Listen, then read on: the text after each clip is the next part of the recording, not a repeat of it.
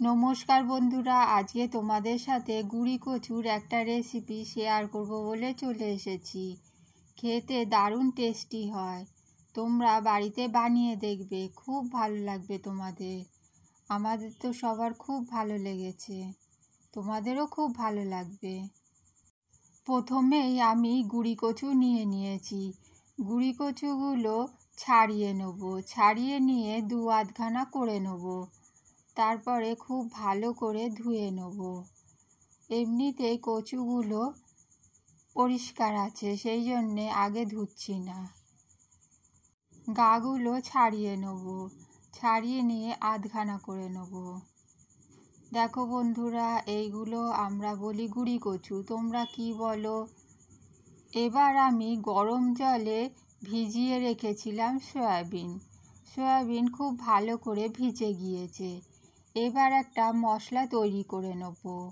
একটা মিক্সির জার নিয়েছি।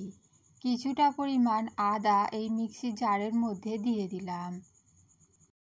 এবার একটা গোটা টমেটো কেটে আমি এর মধ্যে দিয়ে দিচ্ছি। একটা মাঝারি সাইজের টমেটো আমি এখানে দিচ্ছি। টমেটোর দানাগুলো ফেলে দিয়েছি, কারণ টমেটোর দানাগুলো খাওয়া স্বাস্থ্যের পক্ষে খারাপ। একটা কাঁচা লঙ্কা দিয়ে দিলাম। তোমরা যে যেমন ঝাল খাবে সেই পরিমাণ কাঁচা লঙ্কা দেবে। অল্প একটু জল দিয়ে দেবো, দিয়ে পেস্টটা তৈরি করে নেব। পেস্টটা তৈরি করে আমি রেখে দেবো। গ্যাসের মধ্যে একটা কড়া বসিয়ে দিয়েছি।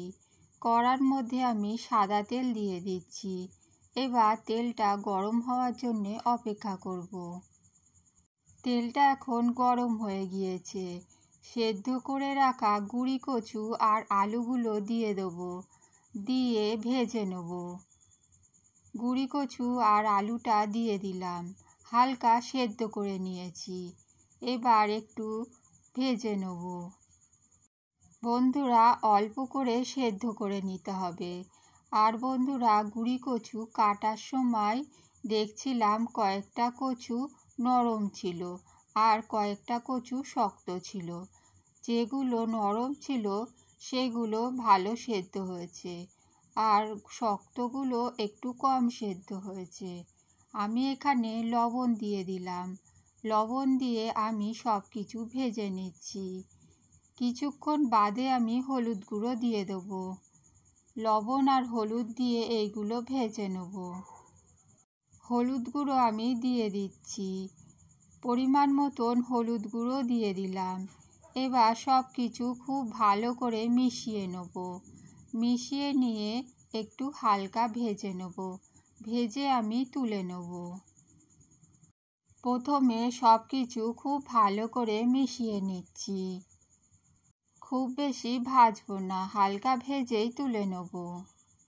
গুঁড়ি কচু আর আলুটা ভাজা হয়ে গিয়েছে। এবার গ্যাস বন্ধ করে দেবো।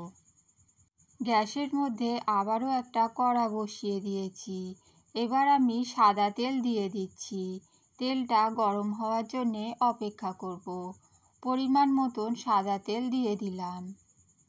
এবার আমি একটা শুকনো লঙ্কা দিয়ে দেবো, আর একটা তেজপাতা ছিঁড়ে দিয়ে দেবো। মশলাগুলোকে লাল করে ভেজে নেব। 1 চামচ গোটা জিরেও দিয়ে দেবো। গোটা জিরে, শুকনো লঙ্কা, তেজপাতা দিয়ে দিয়েছি। এবার মশলাগুলো লাল করে ভেজে নেব। এবার বন্ধুরা, কুচিয়ে রাখা পেঁয়াজগুলো দিয়ে দেবো। পেঁয়াজগুলো হালকা লাল করে ভেজে নেব। বন্ধুরা দেখো, আমি এখানে পেঁয়াজ কুচিগুলো দিয়ে দিলাম। এবার পেঁয়াজগুলোকে লাল করে ভেজে নেব। খুন্তি দিয়ে উল্টে পাল্টে খুব ভালো করে আমি ভেজে নিচ্ছি। পেঁয়াজটা হালকা লাল করে ভেজে নেব। বন্ধুরা, তোমরা দেখতে থাকো।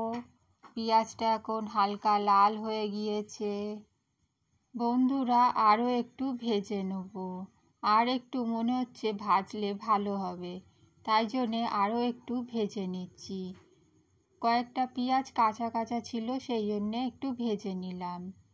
এবার আমি বেটে রাখা মশলাটা দিয়ে দিলাম। এবার মশলাটা খুব ভালো করে কষিয়ে নেব। মশলাটা খুব ভালো করে কষিয়ে নিতে হবে, তাহলে তরকারিটা খেতে টেস্টি হবে। মশলা থেকে যতক্ষণ না তেল ছেড়ে আসছে ততক্ষণ আমি কষাবো। এইভাবে কিছুক্ষণ সময় নিয়ে কষাতেই থাকবো। মাঝে মধ্যেই মশলাটা নেড়ে চেড়ে খুব ভালো করে আমি কষিয়ে নিচ্ছি। বন্ধুরা, তোমরা এইভাবে সুন্দরভাবে মশলাটা কষিয়ে নেবে। দেখো, আমার অনেকটাই কষানো হয়ে গিয়েছে। এবার কিছু গুঁড়ো মশলা এর মধ্যে দিয়ে দেবো। প্রথমেই আমি দিয়ে দেবো জিরে গুঁড়ো। দেখো বন্ধুরা, আমি এবার দিয়ে দিচ্ছি জিরে গুঁড়ো। জিরে গুঁড়ো দিয়ে দিলাম 1 চামচ পরিমাণ। এবার দিয়ে দেবো ধনে গুঁড়ো। বন্ধুরা দেখো, আমি ধনে গুঁড়ো দিয়ে দিলাম। এবার আমি লঙ্কার গুঁড়ো দিয়ে দেবো। দেখো বন্ধুরা, লঙ্কার গুঁড়ো দিয়ে দিলাম। এবার সব কিছু খুব ভালো করে কষিয়ে নেব। আর হলুদ গুঁড়ো দিয়ে দিলাম। সব কিছু শুকনো মশলা দিয়েছি, তাই জন্যে অল্প একটু জল দিয়ে দিচ্ছি। দিয়ে মশলাটাকে খুব ভালো করে কষিয়ে নেব। বন্ধুরা, খুব সুন্দরভাবে মশলাটাকে ভাজা ভাজা করে নেব। আর এই মশলা কষাতে কষাতে খুব সুন্দর একটা গন্ধ আসবে। আর মশলা থেকে তেল ছেড়ে আসবে, তখনই বুঝতে পারবে মশলাটা কষানো হয়ে গিয়েছে। খুব সুন্দরভাবে আমি মশলাটা কষিয়ে নিচ্ছি।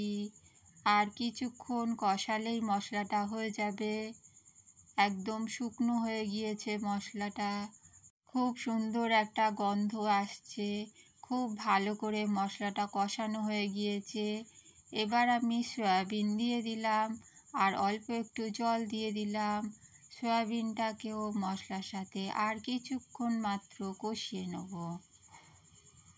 খুব সুন্দরভাবে সয়াবিনের সাথে মশলাটা আবারও একটু কষিয়ে নিচ্ছি। এবার আমি দিয়ে দেবো বেসন। এর মধ্যে 2 চামচ বেসন দিয়ে দেবো। বেসনটাকেও খুব ভালো করে একটু ভেজে নেব। প্রথমে 1 চামচ দিয়ে দিলাম, আরও 1 চামচ বেসন দিয়ে দিলাম। এবার সব কিছু আবারও একটু নেড়ে চেড়ে ভাজা ভাজা করে নেব। দেখো বন্ধুরা, বেসনটা খুব ভালো করে এর সাথে ভাজা ভাজা করে নিচ্ছি। মশলার সাথে খুব ভালোভাবে ভেজে নিচ্ছি, তাহলে বেসনের কাঁচা গন্ধটা কেটে যাবে। বন্ধুরা, তোমরা এইভাবে রান্না করে দেখবে, তোমাদেরও খুব ভালো লাগবে। মশলা কষাতে কষাতে অনেকটাই শুকনো হয়ে গিয়েছে। এবার আমি অল্প একটু জল দিয়ে দেবো। আর ভেজে রাখা আলু আর গুঁড়ি কচুগুলো দিয়ে দেবো। দিয়ে আবারও খুব ভালো করে একটু কষিয়ে নেব। ভেজে রাখা আলু আর গুঁড়ি কচু দিয়ে দিলাম। এবার সব কিছু আবারও খুব ভালো করে একটু কষিয়ে নেব। সব কিছু খুব ভালো করে কষিয়ে নিচ্ছি। কষানো হয়ে গেলেই আমি এর মধ্যে জল দিয়ে দেবো। পরিমাণ মতন জল দিয়ে দেবো। বন্ধুরা, আমি অফ ক্যামেরায় এর মধ্যে জল দিয়ে দিয়েছিলাম। বন্ধুরা, আমি ক্যামেরা অন করতে ভুলে গিয়েছিলাম। এবার সব কিছু খুব ভালো করে খুন্তি দিয়ে মিশিয়ে নিচ্ছি। বন্ধুরা, পরিমাণ মতো নুন আর চিনি দিয়ে দিতে হবে। দিয়ে সব কিছু খুব ভালো করে মিশিয়ে নিতে হবে। এবার ঢাকা চাপা দিয়ে 5 মিনিট মতন রান্না করে নেব। খুব বেশি সময় লাগবে না, অল্প একটু চিনি দিয়ে দিলাম। এবার সব কিছু খুব ভালো করে মিশিয়ে নেব। 5 মিনিট ঢাকা চাপা দিয়ে রেখে দেবো। দেখো বন্ধুরা, সব কিছু খুব ভালো করে মিশিয়ে নিচ্ছি। এবার ঢাকা চাপা দিয়ে 5 মিনিট রেখে দেবো। 5 মিনিট পর ফিরে আসছি। গ্যাসের আঁচটা লো করে দেবো। এখন ঝোলটা টকবক করে ফুটছে, গ্যাসের আঁচটা লো করে দেবো। 5 মিনিট পর ঢাকনাটা খুলে দিয়েছি। দেখো বন্ধুরা, ঢাকনাটা খোলা হয়ে গিয়েছে। এবার আমি দিয়ে দেবো নুন। নুন কম ছিল বলে আমি খেয়ে দেখে নিয়েছিলাম, নুন কম ছিল বলে তাই একটু নুন দিয়ে দিলাম। এবার সব কিছু খুব ভালো করে মিশিয়ে নেব। আর দিয়ে দেবো গরম মশলার গুঁড়ো। বন্ধুরা, আর 1/2 চামচ মতন ঘি দিয়ে দেবো। দিয়ে সব কিছু খুব ভালো করে মিশিয়ে নেব। এখন সব কিছু খুব ভালো করে সেদ্ধ হয়ে গিয়েছে। এবার গ্যাসটা বন্ধ করে দেবো আর 5 মিনিট রেস্টে রেখে দেবো। 5 মিনিট পর তরকারিটা পরিবেশন করব। গুঁড়ি কচুর এই তরকারিটা এইভাবে বানালে খেতে খুব ভালো হয়। বন্ধুরা, তোমরা বানিয়ে দেখবে, তোমাদেরও খুব ভালো লাগবে। আমাদের বাড়ির সবার তো খুব ভালো লেগেছে। সব কিছু খুব ভালো করে মিশিয়ে নিচ্ছি। সব কিছু খুব ভালো করে মেশানো হয়ে গিয়েছে। এবার আমি ঢাকা চাপা দিয়ে 5 মিনিট রেখে দেবো। 5 মিনিট পর ফিরে আসছি। দেখো বন্ধুরা, 5 মিনিট হয়ে গিয়েছে। তরকারিটা আমি একটা বাটির মধ্যে তুলে নেব। দেখো, খুব সুন্দরভাবে তৈরি হয়ে গিয়েছে। যে গুঁড়ি কচুগুলো একটু নরম ছিল সেইগুলো একটু গলে গিয়েছে, বাদবাকি গুঁড়ি কচুগুলো ঠিক আছে। একটা বাটির মধ্যে রেসিপিটা তুলে নিয়েছি। খুব টেস্টি হয়েছিল, তোমরা এইভাবে বানিয়ে দেখবে। আর রেসিপিটা ভালো লাগলে একটা লাইক দিয়ে দেবে। আর নতুন বন্ধু হলে চ্যানেলটা সাবস্ক্রাইব করে আমাদের পাশে থাকবে নতুন নতুন রেসিপি পাওয়ার জন্যে। তাহলে বন্ধুরা, এখানেই শেষ করছি। ফিরে আসবো নতুন একটা রেসিপি নিয়ে। সবাই ভালো থাকবে, সুস্থ থাকবে। Tata, bye bye.